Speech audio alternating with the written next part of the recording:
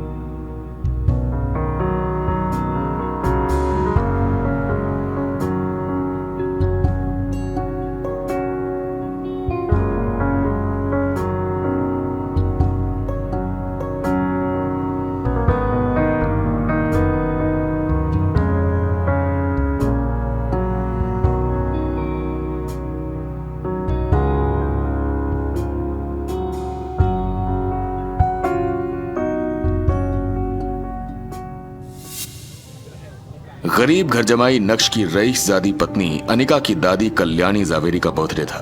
नक्श ने अनिका से प्रॉमिस किया था कि इस बार वो ऐसा गिफ्ट लाएगा जिसे देखकर जावेरी फैमिली के होश उड़ जाएंगे।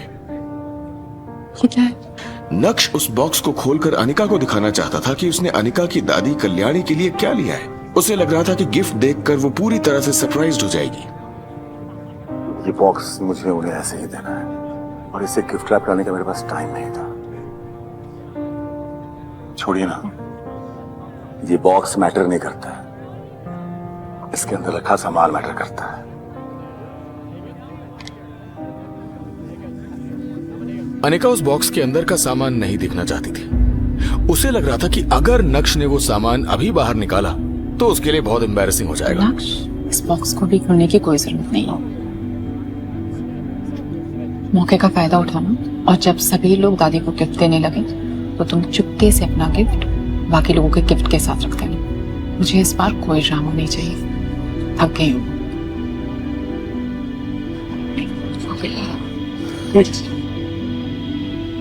जैसा तुम बोलो।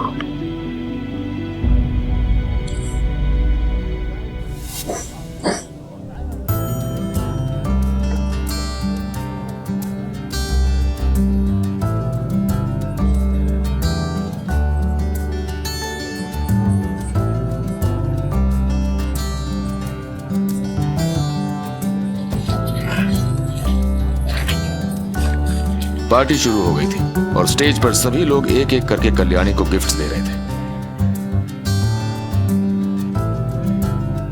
ऐसी पार्टीज में अक्सर ऐसा होता है कि सारी रिच फैमिलीज की नजर एक दूसरे के गिफ्ट्स पर होती है।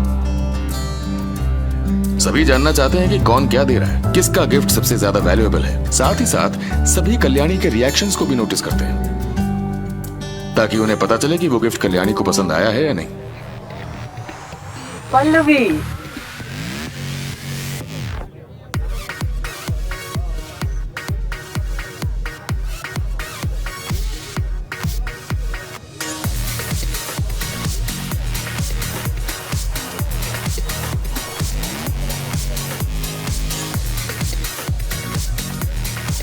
इन सभी तोहफों में जो लोगों ने कल्याणी को दिए, उसमें आज की रात का सबसे आउटस्टैंडिंग गिफ्ट तो शायद पल्लवी का ही होगा, जिसमें कल्याणी को हीरे का एक पेंडेंट दिया है जो एंशिएंट टाइम से अपनी खूबसूरती की वाहवाही लूट रहा है।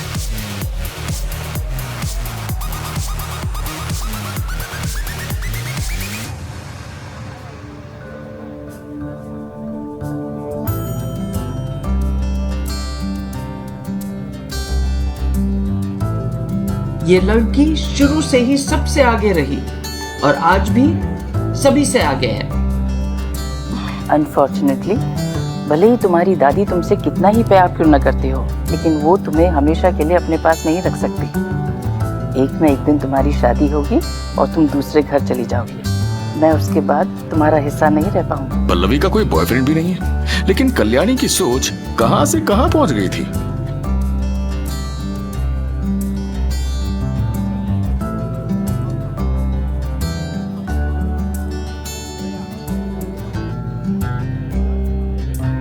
कल्याणी पल्लवी को बहुत सेंसिबल समझती थी, लेकिन उसके अंदर बचपने की कोई कमी नहीं थी।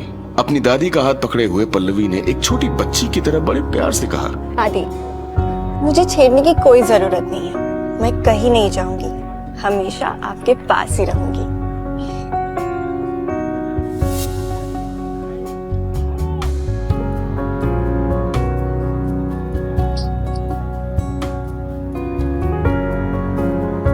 पल्लवी की सीट नक्श के बाजू में थी। जब वो अपनी सीट पर लौटी तो उसने नक्श को कुछ बुदबुदाते हुए सुना। वो एक जेट पेंडेंट है ना, मुगल डायनेस्टी का, पैलेस में रखने वाला आइटम। बहुत खूब। पल्लवी ने भी कभी नक्श पर ध्यान नहीं दिया या फिर कभी रिस्पेक्ट नहीं की, लेकिन अभी पल्लवी की क्यूरियोसिटी नक्श के प्रति अचानक से जाग उठी थी। तुम्हें कैसे पता कि वो मुगल डायनेस्टी का जेट पेंडेंट है? तुम्हें इन सब की नॉलेज है? थोड़ी बहुत। वैसे कितना खर्चा किया इस जेट पेंडेंट के लिए? 1.5 करोड़। पल्लवी ने उस जेट पेंडेंट को अपने एक खास दोस्त की मदद से खरीदा था।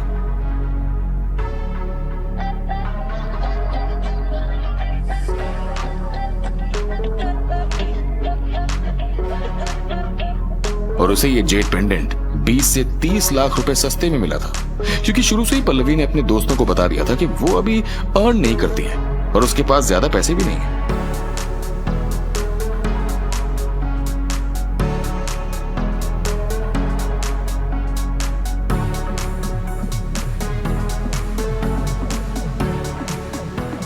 तुम्हारा भारी नुकसान हो गया, क्योंकि उस पेंडेंट की कीमत 80 लाख से ज्यादा नहीं है।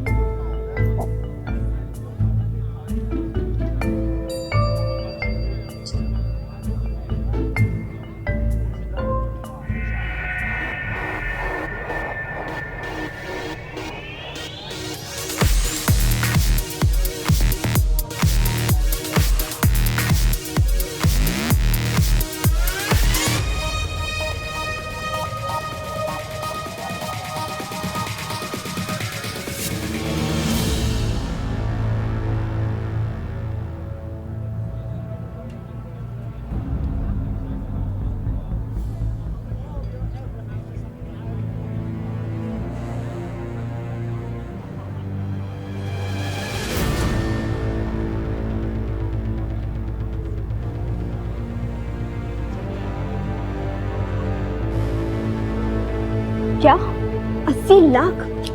लेकिन ऐसे कैसे हो सकता है? मैंने मेरे खास दोस्त की मदद से खरीदा है। वो तो कह रहा था कि इसकी कीमत 1 करोड़ 80 लाख है। देखो, जेट पेंडेंट की क्वालिटी 3 कैटेगरी में डिवाइड होती है: लुक, लिसन और टेस्ट। अगर कोई जेट बहुत ही ज्यादा ट्रांसपेरेंट है और ग्लॉसी है तो समझ जाओ कि वो सबसे बेस्ट जेट है। लेकिन तुमने जो पीस दादी को दिया है वो इतना ज्यादा ट्रांसपेरेंट नहीं था, और उसका कलर भी ऑफ ग्रीन था और टेक्सचर भी अनइवन था।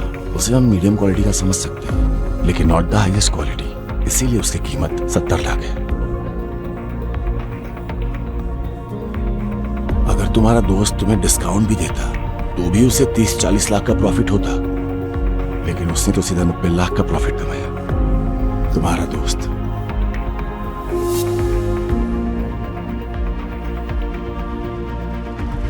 वो गाना सुना है, यार नहीं लूट लिया घर यार का? मुझे और कमेंट नहीं करना।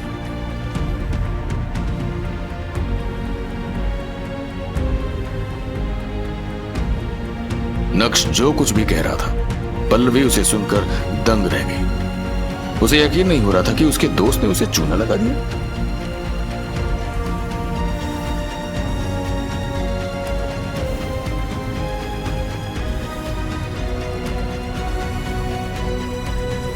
विहान बजा गए।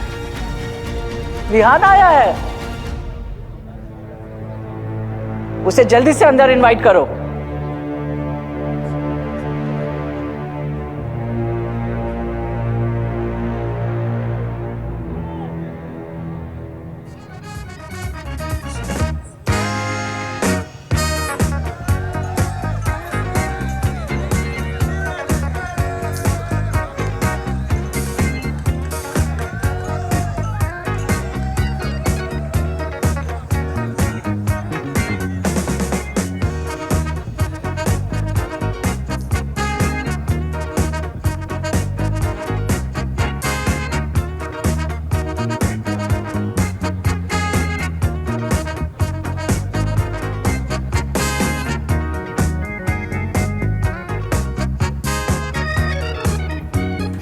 विहान के हाथ में कल्याणी को देने के लिए एक खूबसूरत सा गिफ्ट बॉक्स भी था।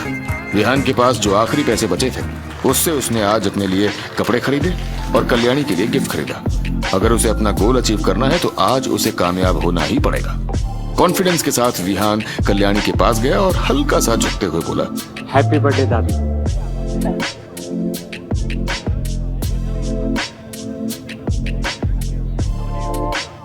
दादी, आज आपका जन्मदिन है और मेरी तरफ से आपको लख लख बधाई। भगवान करे कि आप स्टैच्यू ऑफ यूनिटी की तरह हमारे साथ ऐसे ही खड़ी रहें हमेशा के लिए। एंड सॉरी दादी, काफी ट्रैफिक था इसलिए आने में थोड़ा लेट हो गया और उम्मीद करता हूँ आप इस वजह से मुझसे नाराज नहीं होंगी। कल्याणी जानती थी कि विहान को अनिका बहुत पसंद है। विहान को देखकर कल्याणी के दिल में न जाने क्या क्या ख्याल आने लगे थे। अब जब आ ही गए हो तो कौन सा लेट और कैसा लेट। वैसे भी तुम अपने काम के सिलसिले में बहुत बिजी रहते हो, तुम कंसिडरेट भी हो। स्पेशली यहाँ आए मुझे बहुत अच्छा लगा।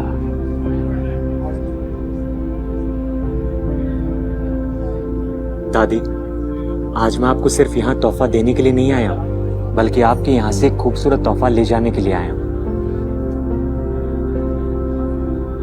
मैं आपसे कुछ पूछना चाहता हूँ। दादी, मैं अनिका से शादी करना चाहता हूँ।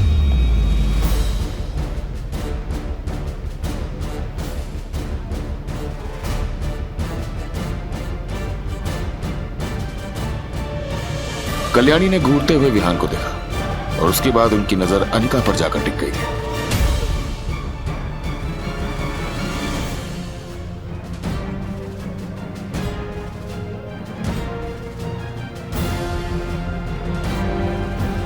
वैसे ही जावेरी खानदान के बाकी लोग नक्श को चुभती हुई नजरों से देखने लगे। भले ही अनिका की शादी नक्श से हो गई थी, लेकिन जावेरी खानदान में नक्श की औकात ऑलमोस्ट जीरो थी।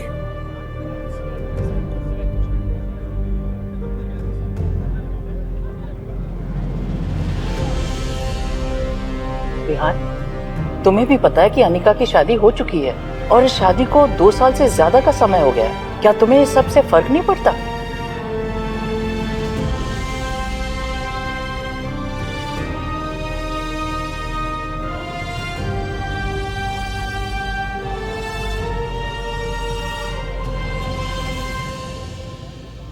नहीं दादी, मुझे किसी चीज से कोई फर्क नहीं पड़ता।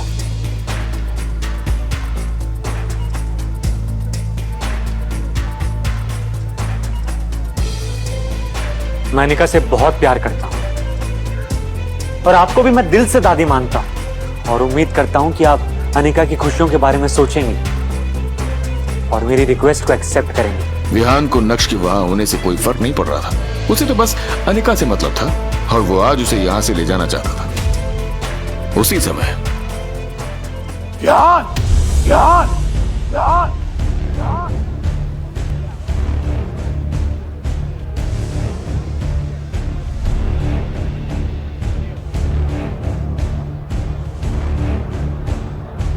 मुझे ये तो पता था कि तुम बहुत घटिया हो, लेकिन इस लेवल के घटिया हो कि मेरी बीवी तक पर तुम्हारी नजर है।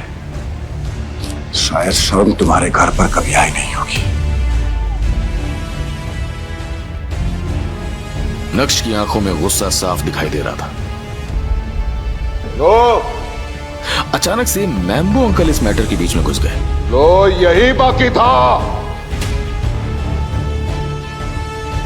कि तुम्हारी जबान ज़वेरी खानदान के बीच चले।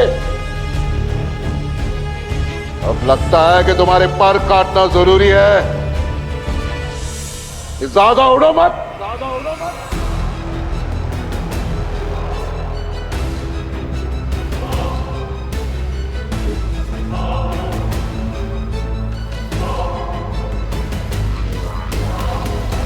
इससे कोई फर्क नहीं पड़ता कि मैं कितना ही यूजलेस क्यों ना हूं, लेकिन आपसे बेटर हूं।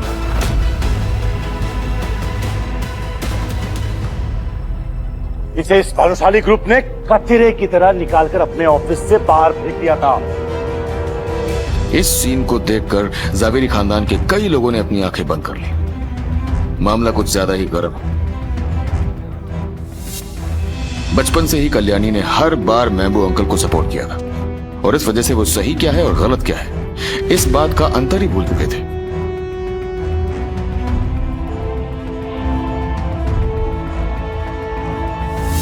यही वजह है कि उन्हें दूसरों के मामले में घुसना और लड़ाई झगड़ा करना बहुत अच्छा लगता था। आज भी वो यही कर रहे थे। जवानी के दिनों से ही मैम्बो अंकल ने कॉलेज में खूब दंगे फसाद किए थे।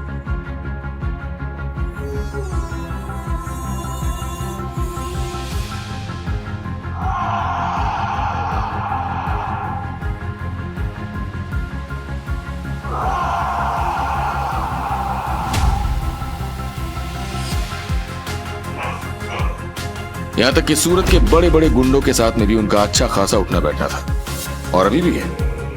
नक्श तो उनके सामने उड़न खटोला है, एक पंच में पता नहीं कहां से कहां चला जाएगा। लेकिन उसके बाद भी उसने मैम्बो अंकल से पंगा ले लिया था और ये देखकर ज़ावेरी खानदान के लोग फुसफुसाने लगे थे। हो गया कल्याण, आज की रात नक्श के लिए अच्छी जाने वाली नहीं है। बरोबर छे, इसका कोई हक नहीं बनता कि यह हमारे ज़ावेरी खानदान के बीच में कुछ बोले। किसी ने भी मैम्बो अंकल को रोकने का इनिशिएटिव नहीं लिया। सभी नक्श को मार खाता हुआ देखना चाहते थे। नक्श अभी भी अपनी जगह पर खड़ा हुआ था और उसकी बॉडी लैंग्वेज में कोई भी चेंजेस नहीं आए थे। उसके चेहरे पर डर दिखाई ही नहीं दे रहा था। साले कमीने, तेरी इतनी हिम्मत! खड़े खड़े क्या कर रहे हो? जल्दी करो और निकलो यहाँ से।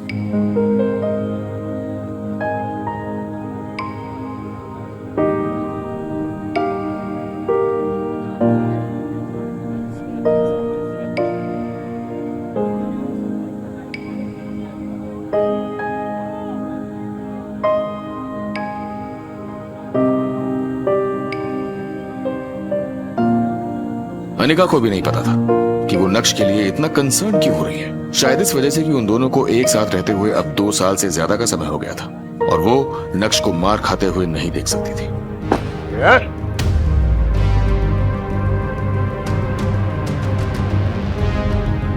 सारी ताकत उस पर ही आजमानी है।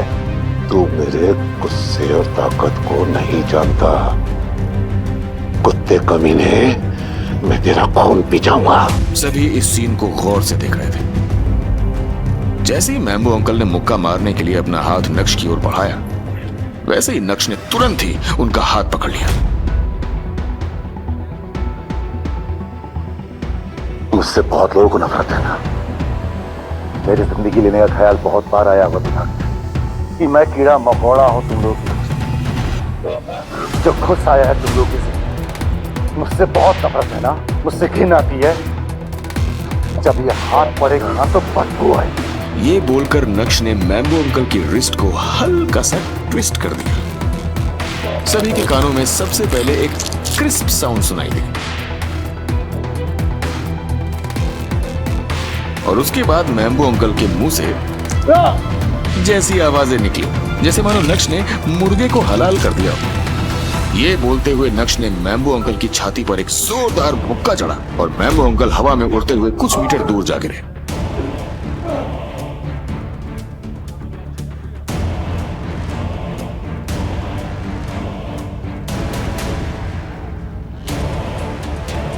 मैम्बो अंकल दर्द से छटपटाते हुए जमीन पर पड़े थे। उन्होंने महसूस किया कि उनकी हड्डी पसली एक हो गई। दर्द के मारे वो बस चिल्लाते जा रहे थे।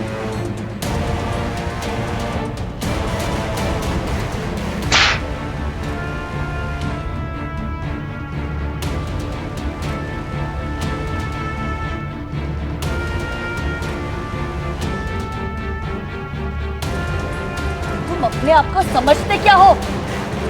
आज कल्याणी जी का जन्मदिन है, खुशी का दिन है, और तुम्हारी ये हिम्मत कि आज के दिन यहाँ तमाशा खड़ा कर दिया। सही कहा तुम कीड़े मकोड़े हो इस परिवार के लिए। हमारा खाकर हम ही को नुकसान पहुंचा रहे हो। जानवर भी तुमसे ज्यादा वफादार होता है। तुम सिर्फ एक कुत्ते हो जिसे मेरे परिवार ने इतने सालों से पाल कर बड़ा किया है।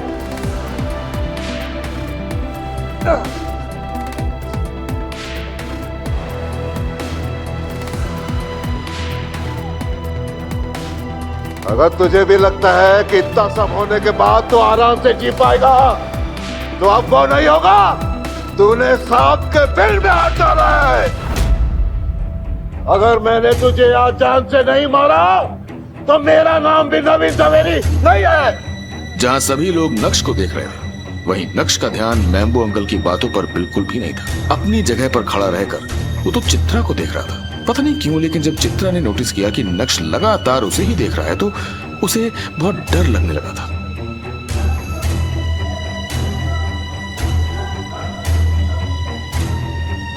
अनिका और मेरी शादी को 2 साल हो गए।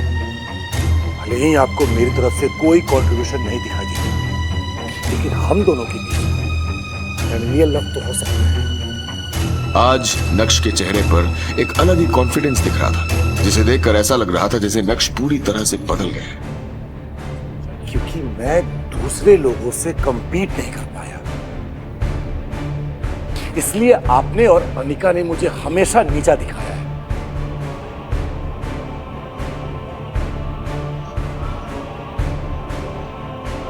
इस थप्पड़ को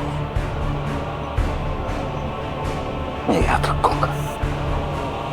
आज से, अभी से मैं आपके इस जावेरी खानदान को ठोकर मारता हूं।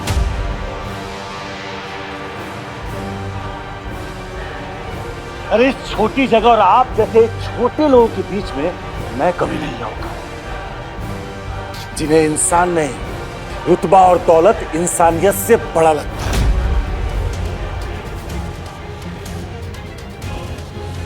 और अगर कभी वापस बुलाने आए तो कल्याणी देवी को लेकर आना। जब तक वो मेरे पैरों में गिरकर सबकी गलतियों की माफी नहीं मांगती, तब तक मेरी जूते की नोक पे होगा तुमसे।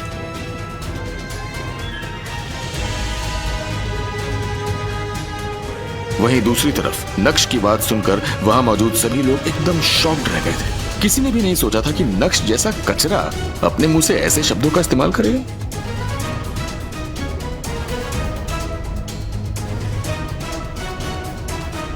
अरे रोको इसे जाने मत दो। मैम्बो अंकल के आदेश का पालन किसी ने भी नहीं किया। कोई भी अपनी जगह से हिला तक नहीं। जावेरी खानदान में कौन नहीं चाहता था कि वो कचरा यहाँ से नहीं जाए। नक्श ने तो ये तक कह दिया कि अगर उसे वापस बुलाना चाहते हो तो कल्याणी को उसके पैरों में गिरना होगा। इस बात पर तो नक्श को बहुत मार पड़नी चाहिए, लेकिन कोई हिम्मत ही नहीं कर रहा था। तुम्हें जाने के लिए किसने कहा?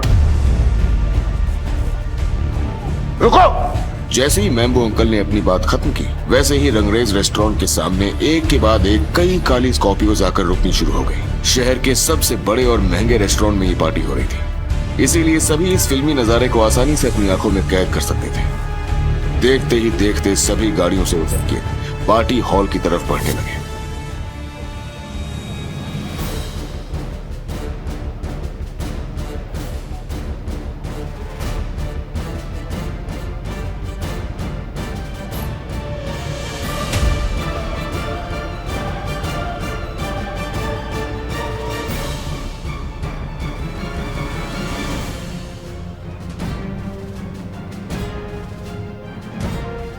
इरफान भाई, अल्लाह का शुक्र है कि आप जल्दी आ गए। बोल नवीन, क्या मसला है? कौन सी गंदगी साफ करनी है? इरफान भाई, यही है वो कचरा। इरफान भाई सूरत के जाने माने गुंडे थे और पूरे सूरत में उनका नाम था। जी हाँ, गलत कामों में। जावेरी खानदान में कोई दूध का धुला नहीं था। ज्यादातर सभी इरफान भाई को जानते थे, सिर्फ नाम से। देख पहली बार रहे थे और उन्हें देखने के बाद सभी के होश उड़ गए। नवीन मामू का जवाब नहीं। क्या बात है, इन्होंने इरफान भाई को बुला लिया। मैम्बो अंकल के भांजे को ये सब देखकर बहुत अच्छा लगा। नक्श भागो, नक्श भागो। अचानक से सीन आशिकाना से कातिलाना हो गया था। अनिका ने भी इरफान भाई का नाम पहले से सुन रखा था। अगर नक्श उनके हाथों में लग गया तो फिर तो नक्श का कल्याण हो जाएगा। मार मार के नक्श का भरता बना देंगे, शायद वो बचेगा ही नहीं। अनिका के मन में ये सारी बातें चल रही थी।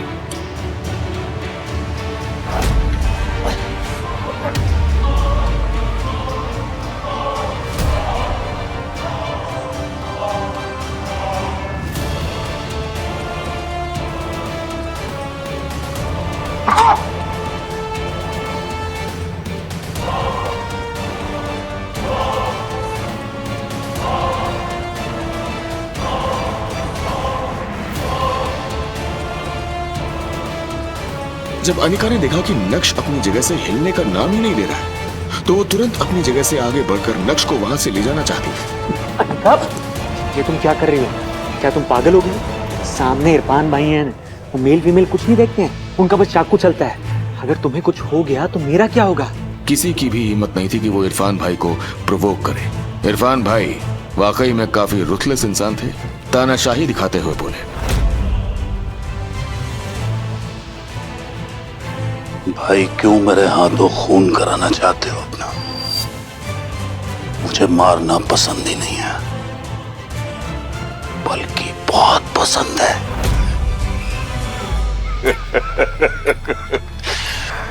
मेरे दोस्त नवीन के नाम आज एक और सही। किसी का जन्मदिन आज यहां परम दिन होगा। क्यों अपनी मौत को दावत दिया? अब हो जाएंगे छोटे छोटे छोटे टुकड़े। जब मैम्बो अंकल ने इरफान भाई के मुंह से इन शब्दों को सुना तो वो प्राउडली नक्श के सामने जाकर खड़े हो गए थे और नक्श को ये दिखाने की कोशिश कर रहे थे कि देख ले बेटा, कौन बड़ा है, तू या मैं। उनकी आंखों में एक अलग ही चमक आ गई थी, जैसे मानो उन्हें पूरा भरोसा था कि आज तो उनके नाम का परचम लहरा के रहेगा। उस समय मैम्बो अंकल ने इरफान भाई को ही कॉल किया था जब चित्रा और नक्श के बीच हीटेड आर्गुमेंट्स हो रहे थे।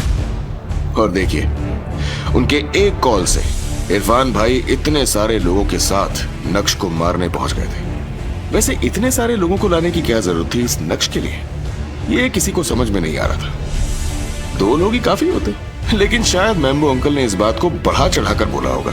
वैसे भी उन्हें ये सब करने में बहुत मजा आता है। सभी लोग नक्श की ओर देख रहे थे और मन ही मन सोच के बैठे थे कि आज तो उसकी अर्थी यहीं से उठेगी। लेकिन कोई भी ये नहीं सोच रहा था कि जावेरी खानदान का सबसे लाडला इंसान नवीन जावेरी सूरत के गुंडे को कैसे जानता है। अब जावेरी खानदान को अपनी इमेज की परवाह नहीं थी। इरफान! जब मैम्बो अंकल कॉलेज में थे तब किसी कांड की वजह से उनकी मुलाकात इरफान भाई से हुई थी और उस दिन इरफान भाई ने मैम्बो अंकल को कुत्ते की तरह धोया था।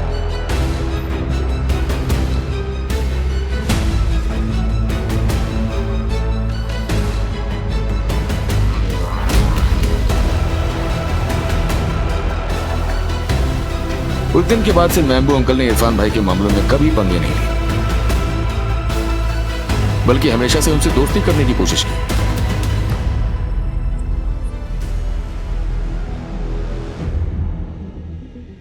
दोस्ती होने के बाद मैम्बो अंकल के सारे मामले इरफान भाई हैंडल करते थे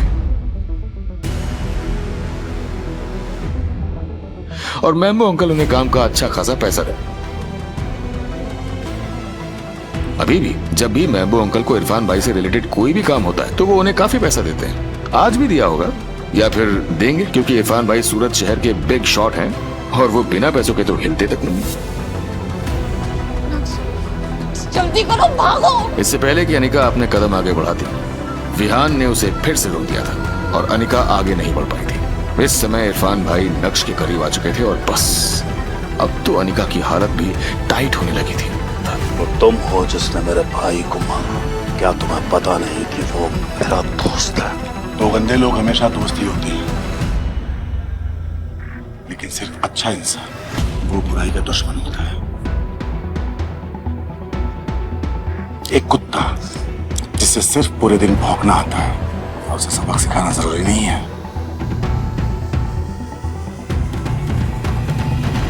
इतने साल से शहर पे दबदबा है मेरा, लोग जानते ही नहीं, मानते ही हैं, इसलिए जुबान पे कंट्रोल करके अपने आगे सर झुकाते हैं।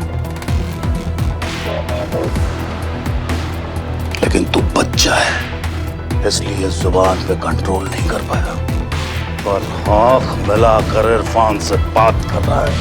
आपकी हिम्मत सिर्फ इसलिए बनी है क्योंकि आज तक आपका सर डरने वालों से पाला पड़ा है, लेकिन आज आपको पता चलेगा कि मर्द क्या होता है।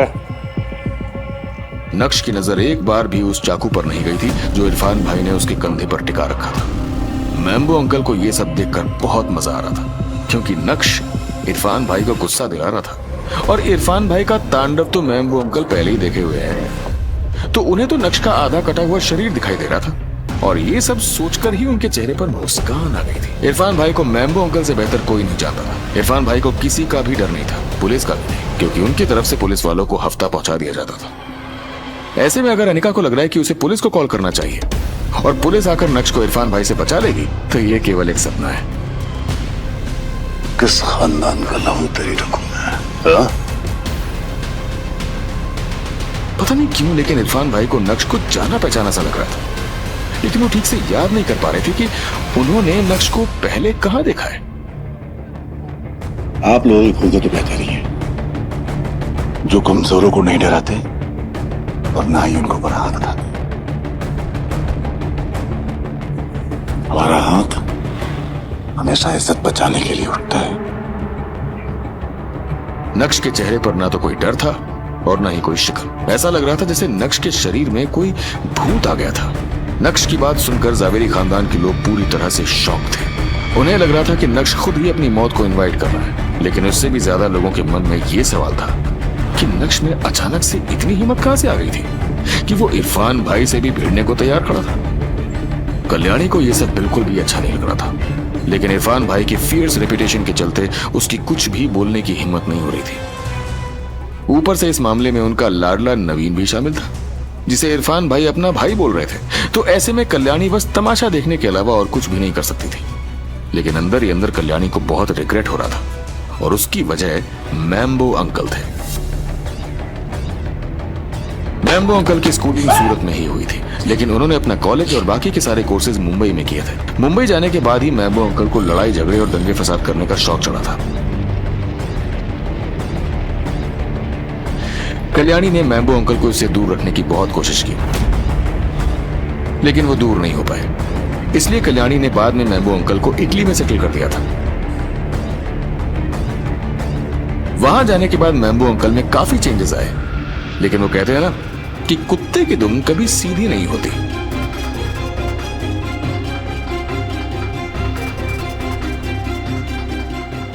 अब अभी का ही माहौल देख लेते हैं। लड़ाई झगड़े करने का एक मौका भी मैम्बो अंकल नहीं छोड़ते, और आज तो उन्होंने गजब भी कर दिया था।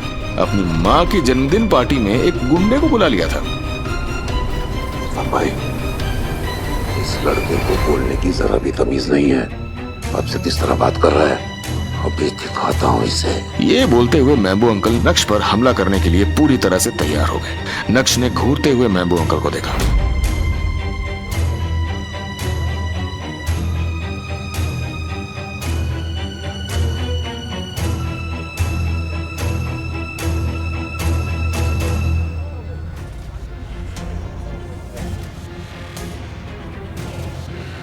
और उसके बाद अपनी नजर इरफान भाई पर टिका दी और इरफान भाई के कान में कुछ कहा। जैसे ही नक्श के मुंह से शब्द बाहर आए, वैसे ही इरफान भाई के चेहरे के एक्सप्रेशंस पूरी तरह से बदल गए थे। ऐसा लग रहा था जैसे कि इरफान भाई को अपना अतीत याद आ गया था। नक्श की बात सुनकर इरफान भाई को याद आ गया था कि उन्होंने नक्श को कहां देखा था। अचानक इरफान भाई ने अपने हाथ में पकड़े उस चाकू को फेंका और तुरंत ही नक्श के सामने हाथ जोड़कर झुकते हुए बोले, या अल्लाह, ये मुझसे क्या हो गया? मुझे माफ कर दो मालिक। ये नजारा देखते ही मैम्बो और जावेरी फैमिली के होश उड़ जाते हैं। बहुत बड़ी गलती हो गई मालिक। जिस इरफान भाई के सामने सारा शहर झुकता है, तो फिर अचानक इरफान भाई क्यों नक्श के सामने झुक गया? ऐसा क्या कहा नक्श ने इरफान भाई के कानों में जो उसके पैरों तले जमीन खिसक गई? किस बात का डर है इरफान भाई को नक्श से जो उसके सामने हाथ जोड़कर झुक गया? क्या नक्श अब इरफान भाई को ऑर्डर देगा और मैम्बू अंकल को सजा दिलाएगा? क्या नक्श की पत्नी अनिका नक्श को तलाक देकर विहान बजाज से शादी करना चाहती है? मुझे माफ कर दो मालिक। मैम्बू अंकल और कल्याणी देवी नक्श से अपनी बेइज्जती का बदला लेने के लिए अब क्या चाल चलेंगे? माफ कर दो मुझे प्लीज। नक्श, अपना तोहफा अपने साथ लेते हुए जाओ।